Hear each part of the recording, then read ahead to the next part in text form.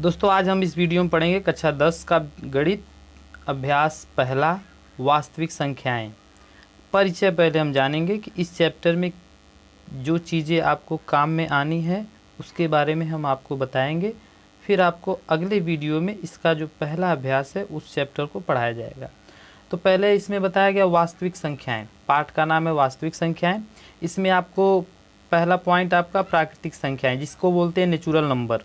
Natural number क्या होता है? एक से अनंत तक की सभी संख्याओं को हम प्राकृतिक संख्या कहते हैं। जैसे 1, 2, 3, 4, 5 डॉट डॉट आप अनंत तक जाएंगे। जितनी भी संख्याएं आपको एक से अनंत तक मिलेंगी, सारी संख्याओं को हम क्या कहेंगे? प्राकृतिक संख्या। तो प्राकृतिक संख्या का एग्जाम्पल आप समझ सकते हैं यहाँ पे 1, 2, 3, 4, 5, 6 डॉट अनंत तक। इसके बाद आता है आपका पूर्ण संख्याएं, जिसको बोलते हैं होल नंबर। इसको हम क्या करते हैं? देखिए, इसमें बताया गया आपका सारी चीज़ें वही है, सिर्फ इसमें जीरो ऐड कर दिया गया है। इसमें आप बोलेंगे 0 से अनंत तक की सभी संख्याओं को हम पूर्ण संख्या कहते हैं। 0 से अनंत तक की सभी संख्याओं को हम पूर्ण संख्या कहते हैं। अब यहाँ पे समझिए कि 0 है, 1, 2, 3, 4, 5, 6 डॉट डॉट आप अनंत तक जा सकते हैं। तो ये आपका हो गया पूर्ण संख्या। इसके बाद आती है आपका सम संख्याएं, इवन नंबर। इवन नंबर क्या होता है? 2 से विभाजित होने वाली संख्याओं को सम संख्या कहते हैं। ऐसी संख्याएं जो 2 से पूर्णतः विभाजित हो जाए उन्हें हम सम संख्या कहते हैं। शेषफल नहीं बचना चाहिए। तो यहाँ पे देखते हैं, जैसे में 2, 4, 6, 8, 10 ऐसे आप करते, आप समझ लीजिए कि अनंत तक जाएंगे। जो 2 से संख्याएं विभाजित होती हैं उन्हें हम सम संख्या कहते हैं, इवन नंबर। इसके बाद आपका आता है विषम संख्या। क्या होती है? ऐसी संख्याएं जो 2 से विभाजित न हो। ऐसी संख्याएं जो 2 से विभाजित न हो उन्हें हम विषम संख्या कहते हैं। जैसे 1, 3, 5, 7, 9, 11, 13, 15 डॉट डॉट अनंत तक। तो आप इस तरीके से कुछ संख्याएं जो आपके चैप्टर में यूज होनी है उसके बारे में आपको हम बताएं। आपका वास्तविक संख्याएं। वास्तविक संख्याएं जिसको हम बोलते हैं रियल नंबर। इसको क्या बोलते हैं? Real number. इसे हम कैपिटल R से प्रदर्शित करते हैं वास्तविक संख्याओं को। अब वास्तविक संख्याएं क्या होती है इसके बारे में समझ लीजिए। परिमेय या अपरिमेय संख्याएं वास्तविक संख्याएं कहलाती हैं। परिमेय या अपरिमेय संख्याएं वास्तविक संख्याएं कहलाती हैं। जैसे -1, 1/5, कड़ी में 3/2 इत्यादि कह सकते हैं। ठीक है। वास्तविक संख्याओं के भाग है, प्रकार समझ लीजिए एक तरीके से। इसमें 2 परिमेय संख्या और अपरिमेय संख्या। वास्तविक संख्या के जो भाग है प्रकार में परिमेय संख्या और अपरिमेय संख्या 2 है। तो पहले हम समझेंगे परिमेय संख्या के बारे में। परिमेय संख्या क्या होती है? परिमेय संख्या ऐसी संख्याएं जिन्हें P/Q के रूप में लिख सकते हैं उन्हें हम परिमेय संख्या कहते हैं। जैसे आप समझ लीजिए -1, 1/5, 2, 4/3 इत्यादि। कंडीशन, इसकी मुख्य कंडीशन क्या है कि Q का मान 0 नहीं होना चाहिए। Q का मान 0 नहीं होना चाहिए, क्योंकि यदि Q का मान 0 होगा तो ये परिमेय संख्या के अंतर्गत नहीं आएगा। जैसे हम 3/0 लिखे हैं तो ये परिमेय संख्या, इसको आप नहीं कहेंगे, ये परिमेय संख्या नहीं है। तो परिमेय संख्या के अंतर्गत आपको 2 चीज़ें पढ़नी है। जैसे देखिए P और Q क्या है? एक पूर्णांक है। धनात्मक पूर्णांक आप समझिए चाहे ऋणात्मक पूर्णांक समझिए, ये दोनों आपका क्या है? पूर्णांक है, P और Q। तो अब यहाँ पे आपको समझना है परिमेय संख्या के 2 भाग होते हैं, पूर्णांक संख्याएं और भिन्न संख्याएं। पूर्णांक संख्याएं क्या होती है? पूर्णांक में 3 भाग आपका है, धन पूर्णांक, शून्य पूर्णांक, ऋण पूर्णांक। तो धन पूर्णांक का मतलब जो संख्याएं धनात्मक होंगी वो धन पूर्णांक में आएगी, जैसे 1, 2, 3, 4, 5 डॉट डॉट इनफाइनाइट तक। और इसके बाद शून्य जो है सिर्फ शून्य आपका शून्य पूर्णांक में आएगा। बाकी अगला है ऋण पूर्णांक। क्या होता है? -1, -2, -3, -4 डॉट डॉट आप इनफाइनाइट तक समझ सकते हैं, ये ऋण पूर्णांक है। और इसके बाद परिमेय संख्याओं के पहला भाग हम पढ़े पूर्ण संख्याएं, दूसरा भाग आपका भिन्न संख्याएं। परिमेय संख्या का भिन्न संख्याएं क्या होती है? जो बटे में होगा, 2/3, 4/5, 6/4, -1/2 इत्यादि आप कुछ भी लिख सकते हैं। ठीक है, बटा में होना चाहिए और नीचे आपका हर में शून्य नहीं होना चाहिए। ठीक है। अब यहाँ पे इस बात को आप समझ सकते हैं। अगर हम इसे लिखना चाहें 2/4, तो ये क्या है? परिमेय संख्या, सीधी बात। अगर हम इसी को लिख दें 2/0, तो यह परिमेय संख्या नहीं है, यह परिमेय संख्या नहीं है। इस तरीके से आप परिमेय संख्या समझ गए होंगे दोस्तों, आशा हम करते हैं। अब इसके बाद है आपका अपरिमेय संख्या। अपरिमेय संख्या में क्या होगा ये समझ लीजिए कि इसकी परिभाषा आप करना चाहें तो ऐसी संख्याएं जिन्हें p बटा q के रूप में नहीं लिख सकते हैं अपरिमेय संख्या कहते हैं। मतलब ऐसी संख्याएं जिन्हें हम p बटा q के रूप में नहीं लिख सकते हैं। तो p हम आपको बताएं क्या है, स्मॉल p एक पूर्णांक है, धनात्मक हो चाहे ऋणात्मक हो, और q क्या है, ये भी पूर्णांक है। आप इसको धनात्मक कह सकते हैं चाहे ऋणात्मक, दोनों पूर्णांक है। तो इस वजह से आप ये समझिए कि इसको हम, जैसे इसका एग्जाम्पल है कड़ी में 2, ये अपरिमेय संख्या है। रूट में जो होगा आप सीधे समझिए अपरिमेय संख्या है। ये सिंपल सा लॉजिक है। और इसके बाद आपको समझना है, अगर जैसे हम यहाँ पे कड़ी में 2 लिखे हैं या कड़ी में, देखिए कड़ी में 5 लिखे हैं, तो कड़ी में 5 को हम अगर कहना चाहें कड़ी में 5 को 1 लिख सकते हैं। आप कहेंगे सर ये हो सकता है कि ये बटे के रूप में है, तो बटे के रूप में है, ठीक है, लेकिन यहाँ पे ये अपरिमेय है। क्यों? क्योंकि p का मान जो है ये एक पूर्णांक होना चाहिए। यहाँ पे क्या है आपका p का मान पूर्णांक है नहीं। पूर्णांक में क्या होगा, +2 -2 ये सारी चीज़ें होती है, कड़ी में तो होता नहीं पूर्णांक। तो ये आपका, इस वजह से यह क्या है, अपरिमेय संख्या है। अब इसके बाद पाई का एक चीज़, पाई का मान आप समझेंगे कि इसमें कुछ लोगों को डाउट होता है कि ये परिमेय है या अपरिमेय। तो ये पाई एक अपरिमेय संख्या होती है, परिमेय संख्या नहीं होती है, क्योंकि पाई का मान 3.14 होता है। ऐसे हम मान, आपको सवाल लगाने में इस तरीके से मान लेते हैं हम 22/7, लेकिन एक्चुअल मान जो होता है आपका, ये पाई का मान पॉइंट में होता है। इस वजह से हम इसको क्या समझ सकते हैं, ये 22/7 क्या है, अपरिमेय संख्या है। अब ये समझिए कि अगर हम सिर्फ 5 बोल दें आपको, और ये बटा 1 अपने से लिख दें, और इसके बाद ये क्या हो जाएगा, परिमेय संख्या हो जाएगा। क्योंकि हाँ ये p क्या है, ये p ऊपर वाला q नीचे वाला, p आपका पूर्णांक है और q भी आपका एक पूर्णांक है। तो इस वजह से मेन कंडीशन होती है परिमेय संख्या होने की, p बटा q के रूप में होना चाहिए, q बराबर आपका 0 नहीं होना चाहिए। अपरिमेय संख्या का कंडीशन क्या होती है, ऐसी संख्याओं को हम p बटे q के रूप में नहीं लिख सकते हैं। जैसे ये आपका कड़ी में 2, कड़ी में 5, कड़ी में 7, कड़ी में 11। इस प्रकार से दोस्तों आपको संख्याओं के बारे में हमने बताया। अब आपको जो भी डाउट हो, अगर आपको न समझ में आया हो जो भी बात, तो आप क्या करेंगे कि कमेंट कीजिए, सारा हम आपको चीज़ें समझाएंगे।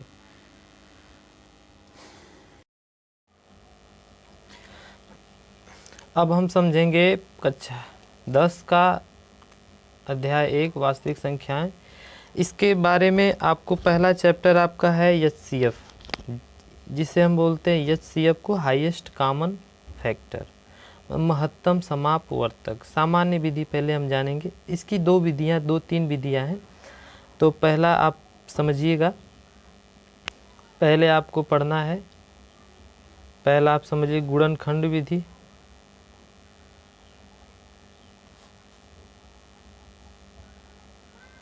और दूसरा आपका है भाग विधि,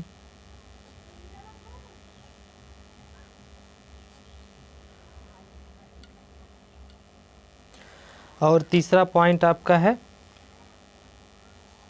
यूक्लिड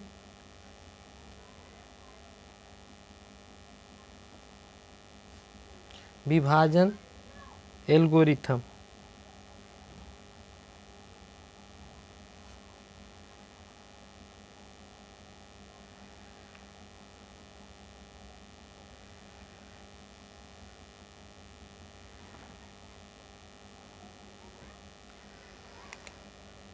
ठीक है। अब इसमें आपको समझना है पहला पॉइंट गुणनखंड विधि। गुणनखंड विधि का प्रोसेस क्या है, पहला आपको गुणनखंड विधि,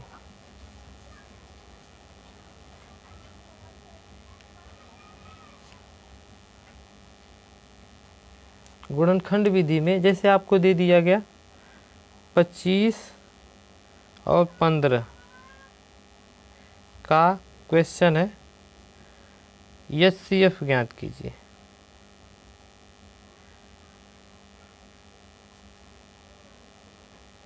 ठीक है, 25 और 15 का HCF ज्ञात करने का है। अब कहने का मतलब क्या करेंगे, इसका गुणनखंड निकालेंगे। पहले 25 का हम निकाल लेते हैं, 5 से विभाजित किए तो 5 हो गया, फिर 5 से। अब इसके बाद 15 का हम निकालेंगे, 3 से पहले छोटी संख्या 5, फिर 5 से। तो क्या मिल गया आपको 25, और 25 का हमारे पास कितना मिला, 5 गुणे 5, और 15 का हमको कितना मिल गया, 3 गुणे 5। अब देखिए दोनों पद में जो कॉमन है, दोनों में मिल रहा है, उसे हम क्या करते हैं, वही हमारा HCF हो गया। दोनों में 5 मिल रहा है, तो HCF बराबर हम कितना लिख देंगे, 5। ये आपका उत्तर हो गया। ठीक है, ये आपका गुणनखंड विधि से HCF, इस तरीके से आप इसको ज्ञात करेंगे। अब आगे है आपका भाग विधि। अब हमें समझना है भाग विधि से। जैसे हम सवाल एक आपको दे दिया गया, 50 और आप समझ लीजिए 90 का HCF ज्ञात कीजिए। तो अब आपको 50 और 90 का HCF ज्ञात करना है। तो पहले इन दोनों में देखेंगे छोटा कौन है, 50 है, तो 50 का भाग हम 90 में दे देंगे। 50 का भाग हम 90 में देते हैं तो देखिए कितना मिलेगा, 50 घटा लिए, इसमें से कितना हो गया आपका 0, 4। फिर 40 का देखिए 40 आया, इसका भाग किस में करेंगे, 50 में।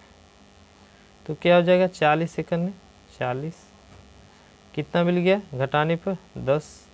अब 10 का भाग किस में करेंगे, 40 में। तो 10 चौके 40। ठीक, पहले क्या किए हैं, पहले 50 का भाग 90 में दिए, एक बार गया, शेषफल 40 आया। फिर 40 का भाग किस में दे दिए, 50 में। फिर 50 में भाग देने के बाद आपका 10 शेषफल आया। फिर 10 जो शेषफल आया उसका भाग वो 40 में दे दिए। ठीक है, तो आपका ये जब यहाँ पे 0 आ गया भागफल, शेषफल 0 टोटल आपको मिला, तो शेषफल 0 मिलने के पश्चात तो HCF आपका कितना हो जाएगा, 10। ये आपका भाग विधि से HCF था। अब इस प्रकार से अगर आपको नहीं समझ में आया, दोस्तों पिछली कक्षाओं में आपने पढ़ा होगा, अगर नहीं समझ में आया होगा तो आप कमेंट कीजिएगा दोबारा। इस प्रकार से हम भाग विधि का समझ लिए। अब हमें समझना है यूक्लिड एल्गोथ्योरम विधि।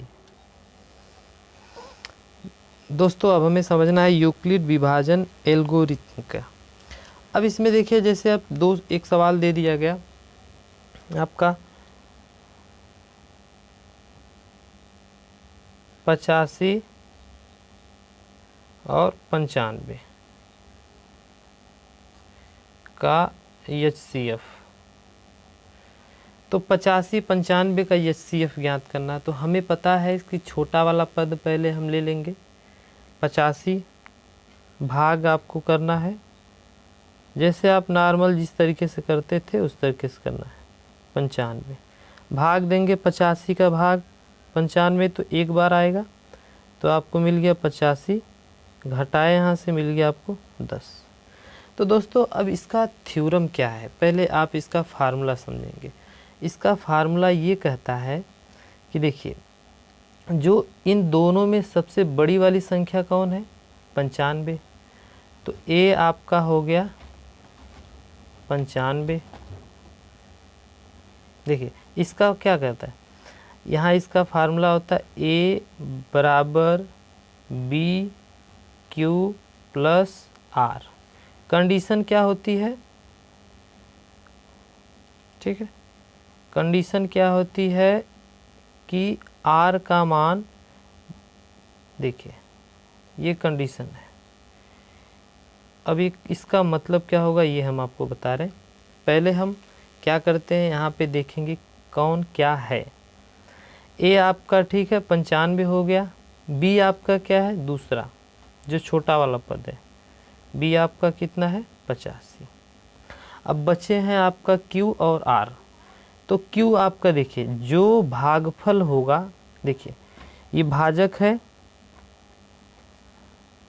भाजक आपका कितना है 85। तो भाजक को हम क्या समझें बी, भाज्य क्या है 95, इसे हम क्या समझें ए, भागफल कितना है, भागफल आपका 1 है, इसे हम क्या जानेंगे क्यू, और शेषफल कितना आपका 10, इसे हम क्या जानेंगे आर। तो दोस्तों अब सारी बातें आपको क्लियर हो गई होगी, भाजक, भाज्य, भागफल और शेषफल।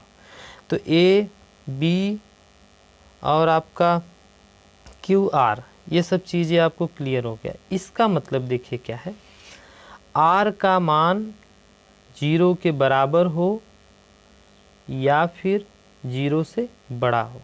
ठीक है, ये कंडीशन बी के लिए क्या है कि बी का मान आर के मान से बड़ा होता है। तो ये निश्चित है। अब दोस्तों यहाँ पे आप समझेंगे आर का मान 0 के बराबर हो या 0 से बड़ा हो, और बी का मान हमेशा आर के मान से बड़ा होता है। कैसे कि बी का मान तो आप जानते हैं, बी का मान 85 है और आर का मान 10 है। तो कभी भी ऐसा हो नहीं सकता कि जो भाजक है, भाजफल, भाजक ये आपका जो है वो शेषफल से छोटा हो, हमेशा शेषफल छोटा होता है। अब यहाँ पे तो ये प्रक्रिया आप समझ लिए। अब इसके बाद देखिए लगाना कैसे है, सारी चीज़ें आप यहाँ पे लिख लें। ए बी और क्यू आपको कितना मिला, ये इसका फार्मूला है। ठीक है, क्यू आपको क्या मिला 1 और आर आपका कितना हो गया 10। तो ध्यान आपको यहाँ पे ये विशेषता देना है दोस्तों कि आर का मान जब तक 0 नहीं होगा तब तक आप इस प्रक्रिया का पालन करेंगे, इस फार्मूले पे इसको आगे बढ़ाते रहेंगे। तो हम क्या करें, आर का मान अभी हमारे पास कितना है 10 है, तो अभी हम करेंगे इसको। पहले इसको हम लिख लेते हैं 85 95 कैसे लिखेंगे। देखिए ए का मान कितना, फार्मूले के रूप में लिखेंगे ए का मान 95 बराबर बी का मान 85 गुणे क्यू है, क्यू का मान 1 प्लस आर, आर का मान 10।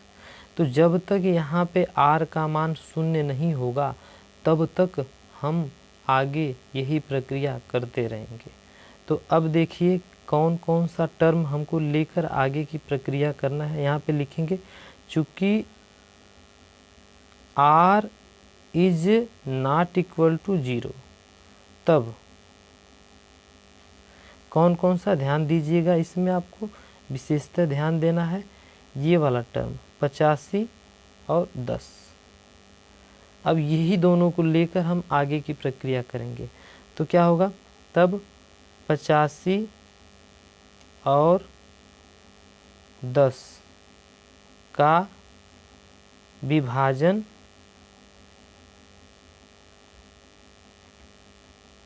नियम से, ठीक है, जो प्रक्रिया अभी हम यहाँ पे किए वही प्रक्रिया 85 और 10 को लेके करेंगे। तो करते हैं 10 का भाग, देखिए 10 का भाग जो छोटा वाला टर्म है उसको हम यहाँ पे लिखेंगे और बड़ा वाला टर्म यहाँ 10/80। अभी भी आपका शेषफल 0 नहीं आया तो फिर क्या लिखेंगे, आपको ए का मान कितना है, जो बड़ा वाला पद है ये 85 हो गया,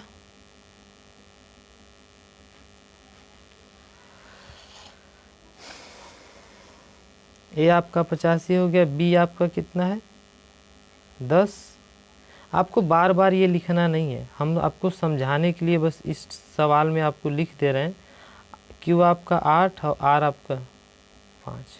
अभी भी आर का मान 0 नहीं है, आर बराबर इज नॉट इक्वल टू 0, तब विभाजन नियम से